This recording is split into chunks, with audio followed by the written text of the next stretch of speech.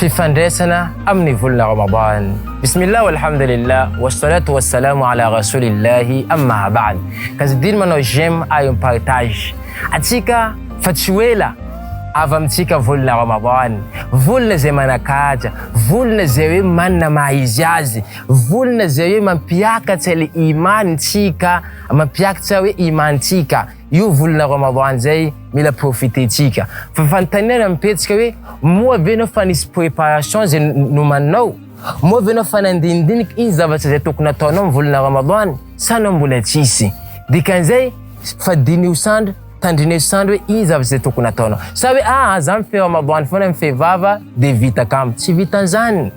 Fa tsika tokony ino miezaka manao bebe kokoa an'izay. Angalao stylo tandrinesy tsara boko soato alevo ohatranao mbola tsy manana programme zay. Satria tsika mila mahay fa hoe akaika le fikasanao foana zany anao na fikasana hoe zao anao zavatra jiaby ty vilana fa hoe azo anao tombotsoa zao atanao mety tsy takany volana Ramadan fa kanefa anao karaha olo fa tamin'ny volana Ramadan. Ke alevo stylo, tsy hoe zavatra zay teneko eto misy zavatra anankidimy zay ndereseko eto, tsy hoe zavatra dimy foana fa io zany juste manometsika idée mba afahantsika manao bebe kokoa ny zavatra zay. Iny vanalona aminazy io zaho sy sadaka.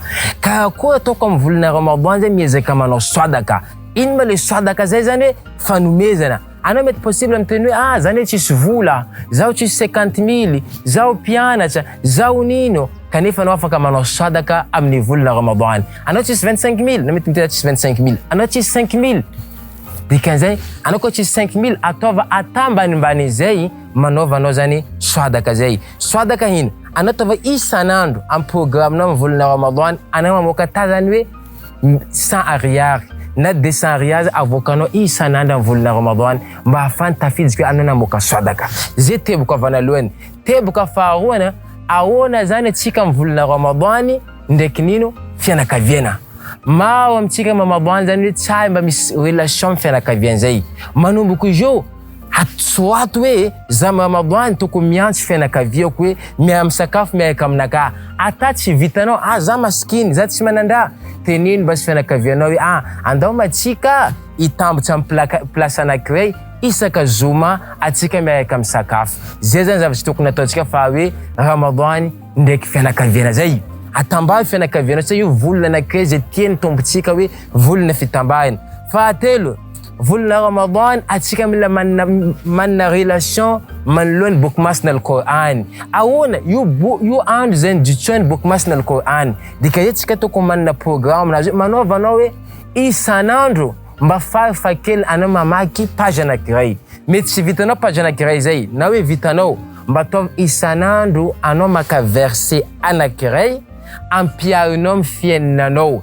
Verset anankiray ampiarinao amin'ny fiainanao baka anatin'ny 30 jours ny volana Ramadan dika zay fiainanao zany hoe misy zavatra 30 niova aminazy igny. Zay zavatra nino fahatelo zay tokony ataontsika zany amin'ny volana Ramadan. Fahaefatra zany ny fahadimy falina amin'ny volana Ramadan atsika zany tokony mba miezaka koa hoe mba hoe mampieny vatana, manaovanao la marche, manaovanao mandiandia, fa tsy anao mipetsika fo jusqu'à tanao lasa nino bevata zay. Maro fa zany exemple makasika volana Ramadan fa tsika mety manana hevitsafa fa alaminy programmenao hoe makasika volana Ramadan. Fa zany olona andamina programmenazy amin'ny makasika volana Ramadan zay vilana io olony omana. Dikan'izay atazy mety tsy voatanterakany fa izy fa soatindranahay anisan'ny zay nanao zavatra iny amin'ny volana Ramadan.